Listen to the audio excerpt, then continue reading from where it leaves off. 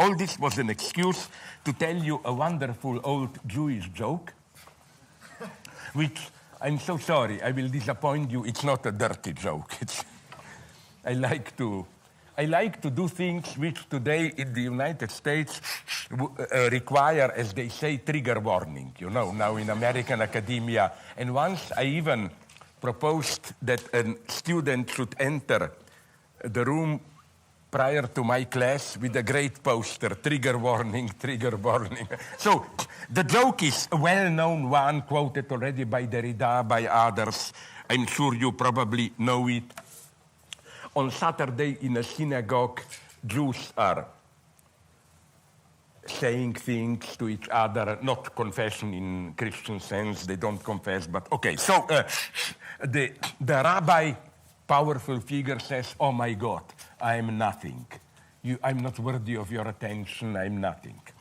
Then a rich Jewish merchant stands up and said, oh my God, I'm also nothing. I'm not worthy of your attention, and so on. Then a poor ordinary Jew stands up and says, God, I'm also nothing. And then the rich merchant kicks the powerful rabbi and says, but who is this guy? This nobody, he can say, who does he think that he can just say that he is also nothing, and so on.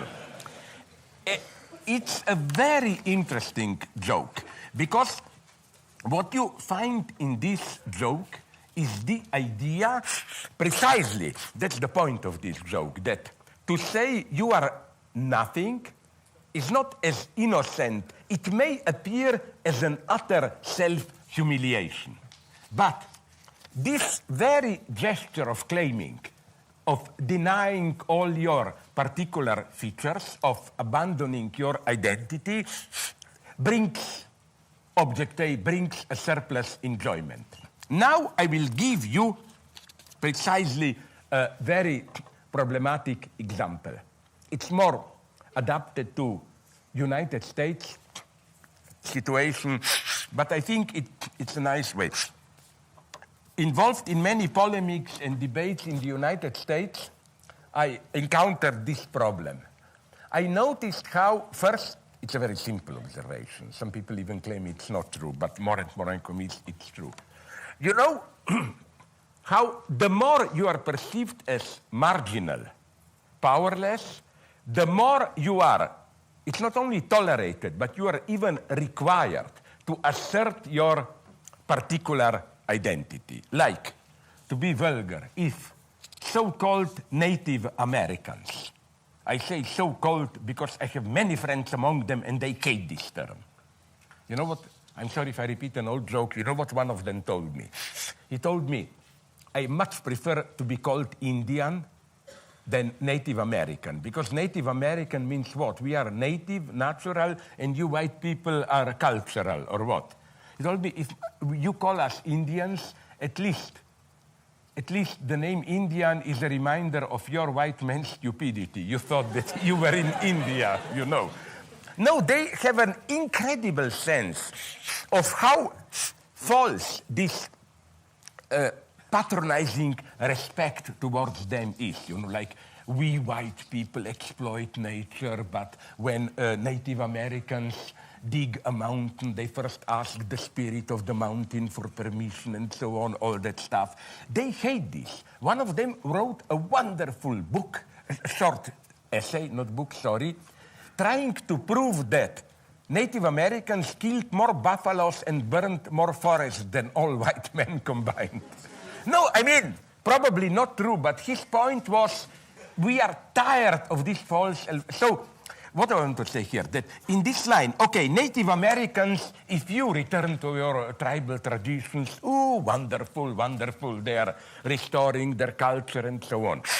Then, blacks, okay, still absolutely okay. Especially if I always thought it was the worst ideology. If you like that roots idea, you know, you go to Africa, ooh, I discovered a tribe from where my grandparents were. Incidentally, that's why I like Malcolm X. He was absolutely opposed to it. He said, Malcolm X. X means we don't have roots We cannot return to roots. They are destroyed. And this gives us a unique chance of new freedom. But what I want to say is that, and then it goes on. Japanese, Orientals, yes, still. You begin to smell bad, but still. Italians, suspicion. Germans, ay, and then at the end, white Protestants. If you say we want to assert our identity, you are practically immediately denounced as white supremacist, fascist, and so on. I am well known of discrete power relations, why it's not innocent to be to assert your identity. That's not my point. My point is the hidden bias of those who pretend to say, you know, this eternal self-whipping, like you say, our identity embodies oppression of others and we don't have the right to assert our identity. But you know what I notice systematically again and again? How? Okay, they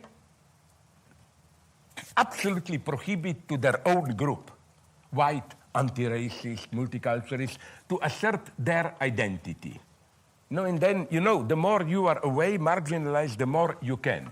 But it's so evident from all the debates where I participated of how this apparent self-humiliation, we are guilty of blah, blah, blah, gives them an extraordinary position of authority precisely as negating their particular identity, they stand for universality. They always, I was so often, for example, after that thing happened, you know, Indians didn't want to be called Indians, but Native Americans. There was immediately a good white guy who told them, you shouldn't call them this. This is, you are falling into the trap of white ideology, whatever.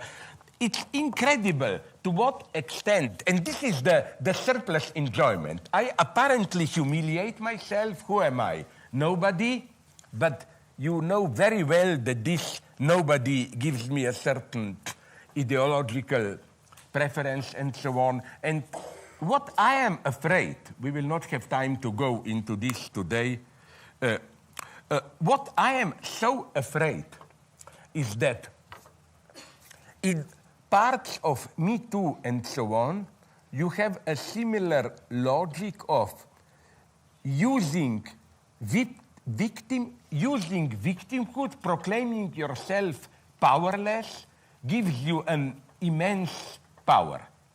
I mean, I often am, maybe because I talk in indecent ways often, I am often a victim of this. Like, people attack me, they interrupt my lectures and so on, and claim that they talk from the position of victim, I'm making fun of victims. But it's so clear that in the concrete academic constellation, when they say this, they act as the pure figures of brutal power.